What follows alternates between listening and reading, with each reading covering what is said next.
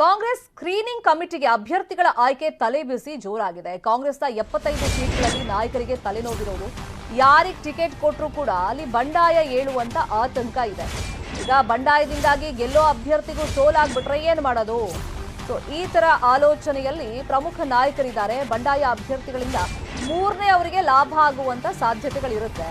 Ticket ಹಂಚಿಕೆಯಲ್ಲಿ ವ್ಯತ್ಯಾಸವಾದರೆ ಕ್ಷೇತ್ರವನ್ನ ನಾವು ಕಳ್ಕೊಳ್ಬೇಕಾಗುತ್ತೆ ಅನ್ನೋ ಭೀತಿಯಲ್ಲಿ ಕಾಂಗ್ರೆಸ್ ನಾಯಕರಿದ್ದಾರೆ. 75 ಕ್ಷೇತ್ರಗಳಲ್ಲಿ ಮತ್ತೆ ಸರ್ವೆ ನಡೆಸೋದಕ್ಕೆ ಸ್ಕ್ರೀನಿಂಗ್ ಕಮಿಟಿ ನಿರ್ಧಾರವನ್ನು ಮಾಡಿಕೊಂಡಿದೆ. ಜಾತಿ, ಜನಪ್ರಿಯತೆ, ಸಾಮರ್ಥ್ಯ ಜೊತೆಗೆ ಜನಾಭಿಪ್ರಾಯವನ್ನ ಸಂಗ್ರಹ ಮಾಡೋದು. ಸರ್ವೆನಲ್ಲಿ ಯಾರು ಹೆಚ್ಚು ಅರ್ಹರಿರ್ತಾರೋ ಅವರಿಗೆ ಟಿಕೆಟ್ ಕೊಡೋದು ಅಂತ ಹೇಳಿ ಕಾಂಗ್ರೆಸ್ ನಾಯಕರು ತೀರ್ಮಾನಕ್ಕೆ ಬಂದಿದ್ದಾರೆ. ಈಗ ಅರ್ಜಿ ಆಹ್ವಾನವನ್ನ ಮಾಡಿದ್ರು ಕೆಪಿಸಿಸಿ ಕಡೆಯಿಂದ. ಅರ್ಜಿ ಆಹ್ವಾನ ಮಾಡಿದಾಗ ಒಂದೊಂದು ಕ್ಷೇತ್ರಕ್ಕೆ ಆಕಾಂಕ್ಷಿಗಳ ಸಂಖ್ಯೆ ಆ ಲಿಸ್ಟ್ ದೊಡ್ಡದಾಗೇ ಇತ್ತು. ಈಗ ಯಾರಿಗೆ ಟಿಕೆಟ್ ಕೊಡೋದು?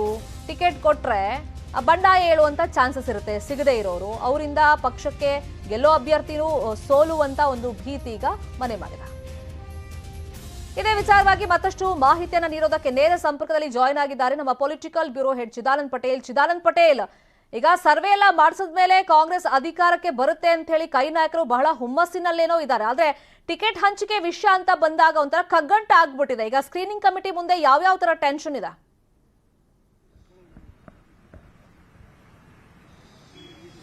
ಶರ್ಮಿತಾ ಶೆಟ್ಟಿ, ಸ್ಕ್ರೀನಿಂಗ್ ಕಮಿಟಿ ಕಳೆದ 3 ದಿನಗಳಿಂದಲೂ ಕೂಡ ಕೆಪಿಸಿಸಿಯಲ್ಲಿ ಜಾಂಡ ಹೊಡಿರುವಂತದ್ದು. ಈಗಾಗಲೇ 224 ಕ್ಷೇತ್ರಗಳ ಅಭ್ಯರ್ಥಿಗಳ ಸ್ಕೂಟ್ನಿ ನಡೆತಿರ್ತಕ್ಕಂಥ, ಅದರಲ್ಲಿ ಬಹುತೇಕ ಹಾಲಿ ಶಾಸಕರಿಗೆ ಟಿಕೆಟ್ ಖಚಿತ ಆಗಿರುವಂತಹ ಮತ್ತು ಸಿಂಗಲ್ ಕ್ಯಾಂಡಿಡೇಟ್ ಇರತಕ್ಕಂಥ ನೇಮನ್ನ ಅಂತಿಮಗೊಳಿಸಿದೆ. ಆದ್ರೆ ಸ್ಕ್ರೀನಿಂಗ್ ಕಮಿಟಿಗೆ ಅತಿದೊಡ್ಡ ತಲೆನೋವಾಗಿರ್ತಕ್ಕಂಥದ್ದು ಸುಮಾರು 75 ಕ್ಷೇತ್ರಗಳಲ್ಲಿ 3 ರಿಂದ 5 ಜನ ಅಭ್ಯರ್ಥಿಗಳಿರ್ತಕ್ಕಂಥದ್ದು. ಈಗಾಗಲೇ ಚುನಾವಣಾ ಸಮಿತಿ 3 ಹೆಸರನ್ನ ರೆಫರ್ ಮಾಡಿರ್ತಕ್ಕಂಥ. ಈ 3 ಹೆಸರಲ್ಲಿ ಬಹುತೇಕರು ಎಲ್ಲರೂ ಕೂಡ ಅರ್ಹರಿರ್ತಕ್ಕಂಥದ್ದು.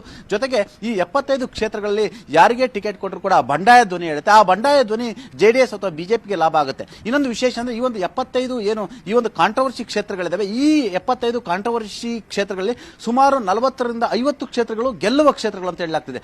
ಇದೇ ಕಾರಣಕ್ಕಾಗಿ ಬಹುತೇಕ ಜನರು, ಬಹುತೇಕ ಅಭ್ಯರ್ಥಿಗಳು, ಬಹುತೇಕ ಆಕಾಂಕ್ಷಿಗಳು ಅರ್ಜಿಯನ್ನು ಹಾಕಿರುವುದಂತೆಲ್ಲ ಕೂಡ ಹೇಳಲಾಗ್ತಿದೆ. ಹಾಗಾಗಿ ಈ ಗೆಲ್ಲುವ ಕ್ಷೇತ್ರಗಳನ್ನ ಒಂದು ಏನಾದ್ರೂ ಮಿಸ್ಟೇಕ್ ಮಾಡ್ಕೊಂಡ್ರು ಕೂಡ ಬಹುತೇಕ ಗೆಲ್ಲುವ ಕ್ಷೇತ್ರಗಳನ್ನು ಕಳೆದುಕೊಳ್ಬೇಕಾಗುತ್ತೆ. ಜೊತೆಗೆ ಬಿಜೆಪಿ ಅದು ಜೆಡಿಎಸ್ಗೆ ಲಾಭ ಆಗುತ್ತೆ ಎಂಬುದು ಲೆಕ್ಕಾಚಾರ.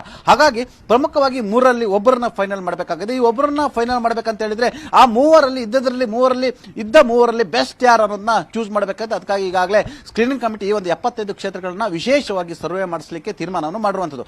ಅದರ ಆಧಾರದ ಮೇಲೆ ಆ ಯಾರೆಲ್ಲ 3 ಜನ ಅಭ್ಯರ್ಥಿಗಳಿದ್ದಾರೆ ಈ 75 ಕ್ಷೇತ್ರಗಳಲ್ಲಿ ಅವರ ಜಾತಿ ಆಧಾರದ ಮೇಲೆ ಅವರ ಜನಾಭಿಪ್ರಾಯ ಮತ್ತು ಅವರ ಕಾರ್ಯಕರ್ತರು ಮತ್ತು ನಾಯಕರು ಅವರ ಪರವಾಗಿ ಯಾವ ರೀತಿ ಇದ್ದಾರೆ ಮತ್ತು ಸಾರ್ವಜನಿಕರಿಗೆ ಅವ್ರಿಗೆ ಇರ್ತಕ್ಕಂಥ ಇಮೇಜು, ಈ ಎಲ್ಲವನ್ನು ಪರಿಗಣಿಸಿ, ಅಂದ್ರೆ ಅಲ್ಲಿ ಪ್ರಮುಖವಾಗಿ cash capacity is equal to candidate ಅನ್ನೋ ರೀತಿಯಲ್ಲಿ ಅವರು ತೀರ್ಮಾನವನ್ನು ಮಾಡಿರುವಂತದ್ದು. ಹಾಗಾಗಿ ಈ ಒಂದು 75 ಕ್ಷೇತ್ರಗಳದ್ದು ಅಭ್ಯರ್ಥಿಗಳನ್ನ ಅಂತಿಮಗೊಳಿಸಲಿಕ್ಕೆ ಕೂಡಲೇ ಒಂದು ಸರ್ವೆಯನ್ನು ಮಾಡಬೇಕು. ಈ 75 ಕ್ಷೇತ್ರಗಳು ವಿಶೇಷವಾಗಿ ಕೆಲವೊಂದು ಮಾನದಂಡಗಳು ಇಟ್ಕೊಂಡು ನಿರ್ದಿಷ್ಟ ಕ್ಷೇತ್ರಗಳು ಸರ್ವೆ ಮಾಡಲಿಕ್ಕೆ ತೀರ್ಮಾನ ಮಾಡಿರುವಂತದ್ದು. ಆ ಮುಖಾಂತರ ಈ 75 ಕ್ಷೇತ್ರಗಳು ಏನಾದರೂ ಎಡವಟ್ಟು ಮಾಡ್ಕೊಂಡ್ರೆ ಸುಮಾರು 40 ಕ್ಷೇತ್ರಗಳು ಸೋಲುವ ಆತಂಕ ಎದುರಾಗಿರ್ತಕ್ಕಂಥದ್ದು. ಈ 75 ಕ್ಷೇತ್ರಗಳಲ್ಲಿ ಸುಮಾರು 40 ರಿಂದ 45 ಸ್ಥಾನಗಳು ಗೆಲ್ಲುವ ಸಾಧ್ಯತೆ ಇರತಕ್ಕಂಥ. ಹಾಗಾಗಿ ಈ ಒಂದು ಕಾಂಟ್ರವರ್ಸಿ ಯಾರಿಗೆ ಟಿಕೆಟ್ ಕೊಟ್ಟರು ಕೂಡ ಬಂಡಾಯ ಹೇಳ್ತಾರೆ.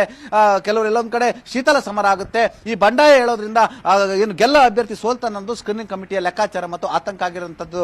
Sharmita Shetty, thank you Chidanand Patel. ಈ ಕ್ಷಣದ ಅಪ್ಡೇಟ್ಸ್ಗೆ ಕಾಂಗ್ರೆಸ್ಗೆ ಸ್ಕ್ರೀನಿಂಗ್ ಕಮಿಟಿಯಲ್ಲಿ ಇದೊಂದೇ ತಲೆನೋವಲ್ಲ. ಇನ್ನೊಂದು ಕಡೆ ನೋಡೋದಾದ್ರೆ